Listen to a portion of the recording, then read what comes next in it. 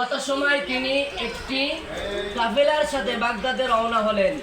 পথে ডাকাত দল আক্রমণ করলো। সঙ্গে লোকজনদের সব জিনিসপত্র ডাকাতরা কেড়ে নিলেন। এখন ডাকাত বলল, ওহে বালক, তোমার কাছে কি আছে?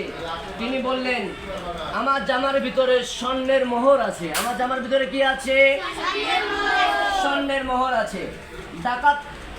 ডাকাতরা দেখলেন বালক সত্য কথা বললেন।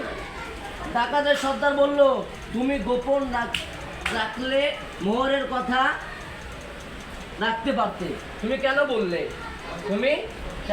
বালক বললেন, তুমি আমার আম্মা বলেছেন সব সময় কি করতে?